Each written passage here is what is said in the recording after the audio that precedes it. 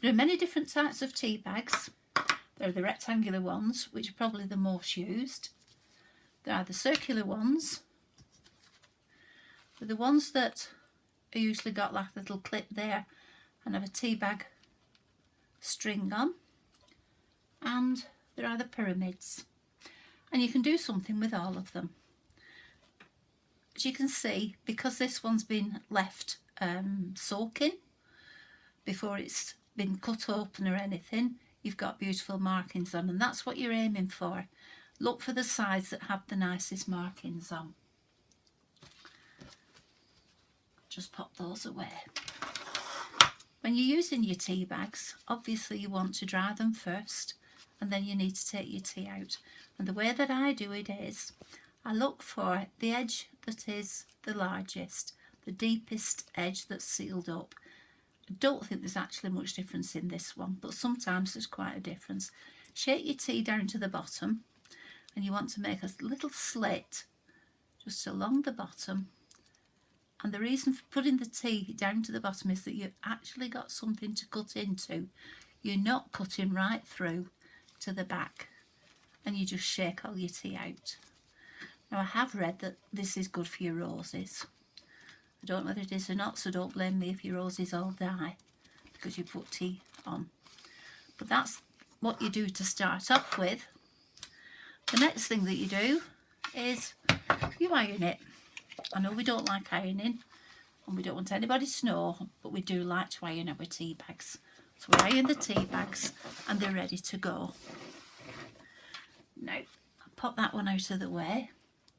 What I did with a load of round tea bags, I have actually used a round tea bag, but I also made a piece of paper and I just stamped in brown, so it was like a sepia effect on these tea bags, put them on the scanner bed and made myself a sheet of paper so I can tear that up and use it in any of my crafting.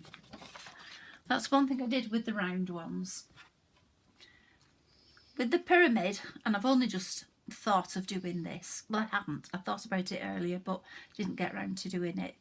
You can actually stamp something on all three sides, so I just stamped a head on all three sides, and then where I slit it, what I can do is very, very carefully, I could put a little funnel in, fill it with lavender, seal it up, put a little string in the top, and you have a little lavender bag to give to somebody with pictures on. So that's going to a friend called Val who wanted to know what to do with them. Right. Now, before I start, I should mention that the first time I did any tea bags, I did them with somebody called Kate Crane. So you need to look up Kate Crane and you'll see that she's got lots and lots of ideas and beautiful tea bags that she's made. So I must honour her work. And I think Kate got introduced to it by somebody called Ruby Sylvius. And she has an account on Instagram and she does the most beautiful, beautiful paintings on tea bags. Nothing like what I do, absolutely beautiful. But how do we go about with tea bags? Well, first of all, before we get to this stage, what we do is we put a little coat of gesso on. And all I do is put some gesso on my finger and just rub it onto the tea bag and let it dry. Then you get some paint on your glass mat or piece of plastic, whatever, exactly the same. Put your paint on and it's ready for stamping. What you can do then is you can stamp a background on, just using tiny little stamps, just to create a little bit of interest. Just taking it round the edges. Or you can do like I've done here, and this is one of those long tea bags. I've left the ends opened. It used to be sort of that shape, and I've actually just drawn a pair of trousers on, my pair of legs. You might be able to catch that I've got some gold stamping on that I've done with bottle tops, but also I can introduce some little bits here. I can use a piece of paper, just put, because it's a straight edge, and I can do some stamping going right up to it. It won't matter if it actually goes over a little bit because I'm going to paint it.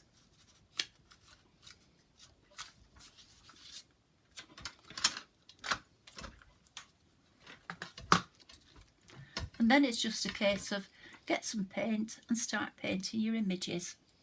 Of course I get a paint pot that I can't open. You only need the tiniest little bit. In fact, sometimes I won't for this one, but sometimes I've just literally gone in like that, and that's been enough to paint something.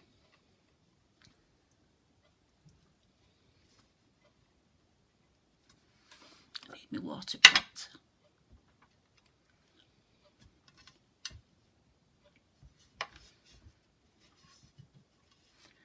And then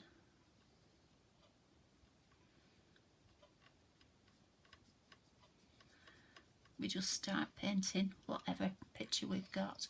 Of course, if you're not into drawing, which I'm not particularly, you can do rubber stamping as well, and that's what I've done in the main on the other things that I'm going to show you. So that's all that there is to it. There's one that I did earlier, True Blue Peter style, which is going to be a fish. It just needs an eye putting in.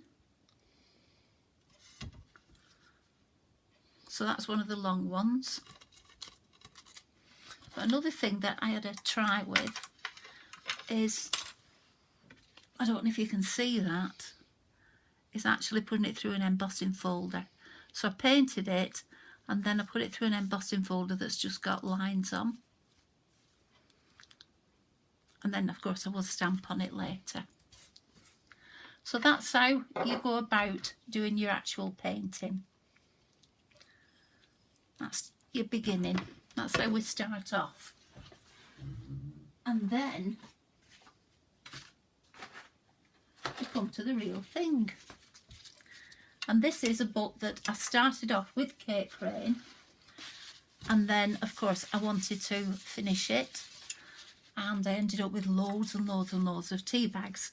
The first tea bag is a round one, so that shows that you can actually just do one with round tea bags. Unfortunately, I don't have round tea bags. In fact, we don't have tea, and I've had to beg and borrow these from various workshops that I've gone to.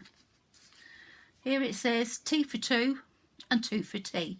And I've just drawn a couple of little cups and decorated the background. I've actually put some pencil work on, pen work on myself. There's where you've used a biro top dipped in some gold paint, a tablet top dipped in gold paint.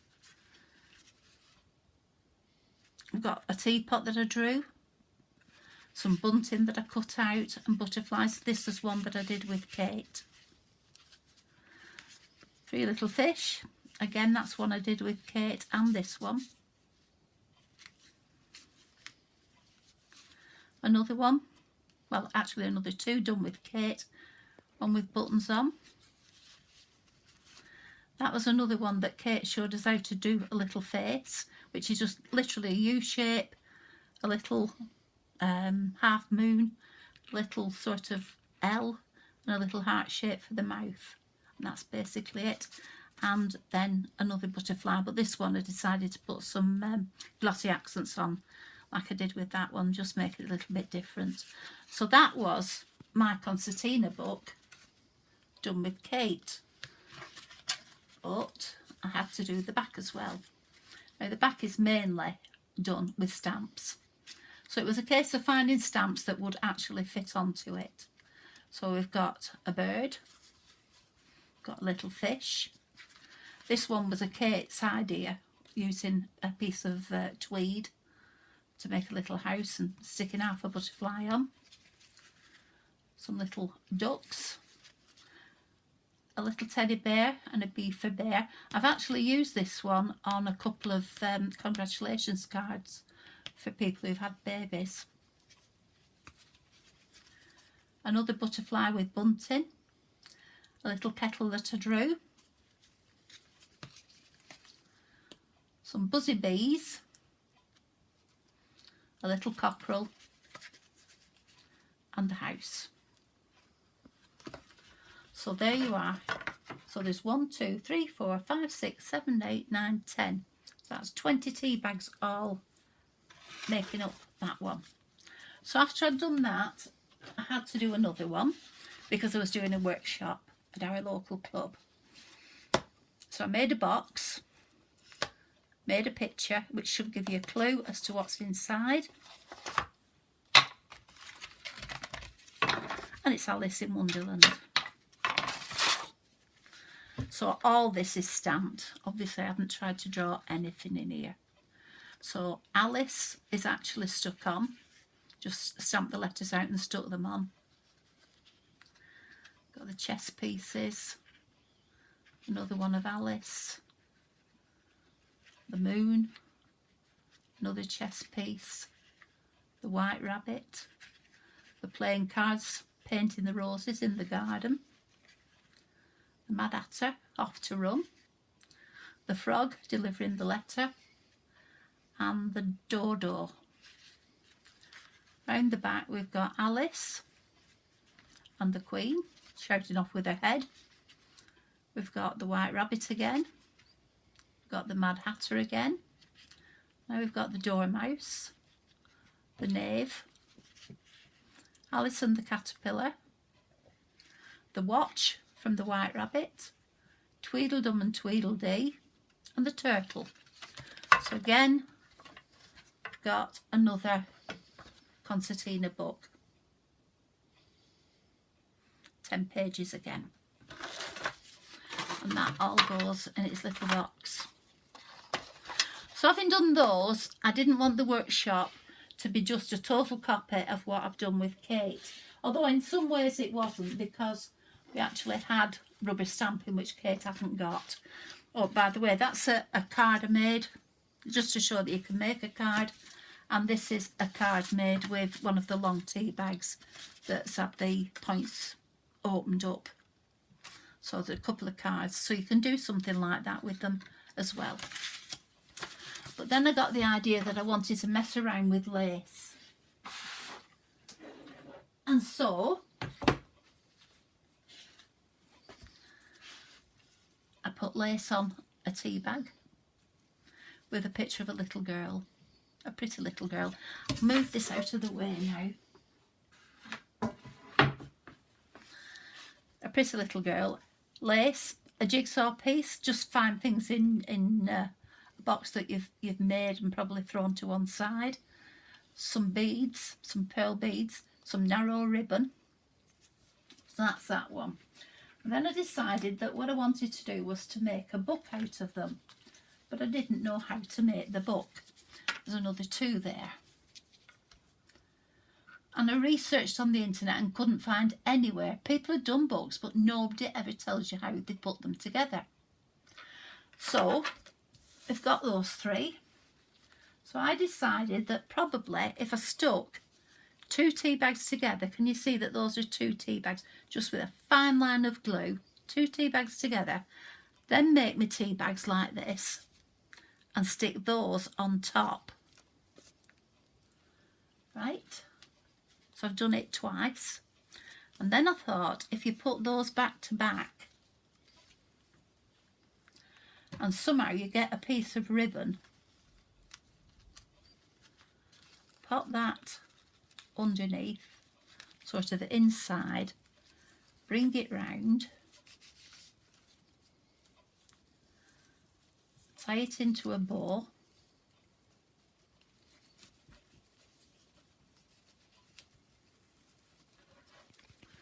and then work that one inside that one as well, so that your lace comes out. And maybe you could make your book like that. And that's the only way I could think of, and you can just keep adding pages, but you would have to either stitch that ribbon down or glue it or something, and you'd just keep adding pages like that. And that's the only way I can think of to do this book. The other idea I had was to use jump rings and put jump rings on one end and stick them together, so you'd have 2 jump rings that would go through, so that they would go like that, but then I didn't think they'd open very well. One thing that I did find out was when I did this one and another one, I'd let the lace go out from the sides quite a bit, and it wouldn't work. So what you have to do, if you're going to do it like this, or try and do it like this, you've got to have a left page and a right page. So can you see how the lace is sticking out there, but it's not sticking out there, so that you've got room to put those two together, which is what I did with these. There's room to put them together, but the lace sticks out on the outer edges. So those are the lace ones. I did some ladies as well. So that's another one. Just a scrap of fabric, pearls, a little heart cut from a piece of lace, some trim, some very narrow braid. This is off a large piece of lace, and just literally cut those away because I wanted to use the other bits, which probably is something like that. So originally that possibly had a flower on top of it and then something else on top of that. A button. I found this trim in our local garden centre where they have a little craft shop. I'm going to go back and get some more of that. That is a piece of lace. I think that one actually had something like those flowers on top. And a bit of metal. And I cannot find my metal pieces to do more. But what I wanted, I noticed on some of them they've put so much lace on you can't see that it's a tea bag, and I wanted you to still be able to see that they are tea bags, so you can see in places that there is a bit of tea bag still showing. That's my preference. It's entirely up to you. Someone else at the workshop, she just put her image in the centre, left the tea bag all the way around and just put lace around the edges because that's how she wanted to do it. And another thing that I did was I bought one of those 3D frames and I put one of the lace ones in. So that is the lace one, and I built up several layers of the card so that it just lifts it up that little bit. This lace round the edge is actually stuck direct onto the backing, which is a piece of craft card. I used a piece of craft card because I thought that was probably going to be one of the best things to use. So those are the lace ones, but then I can't do a workshop without a lot of samples. So the next lot of samples were similar to the lace ones, but this time using Tim Holtz type figures, the Tim Holtz Petite Dolls. These are from Tim Holtz Ephemera. These bits are from, well, I don't know, Ephemera. There's a little wooden butterfly from Jan. And it just goes on and on and on. So you can add and take away as much as you want, and I just use hook and eyes to put them together. Don't know, I think I'll probably just put a piece of card, fancy card, on the back to cover this backing, just to make it look a little bit neater. Just a piece of scrapbook card, something like that. But there we are. We've got a little hanging, or we can just leave it as a book that we pull out now and again. So I hope you've enjoyed seeing what I've done with tea bags. Thank you for watching.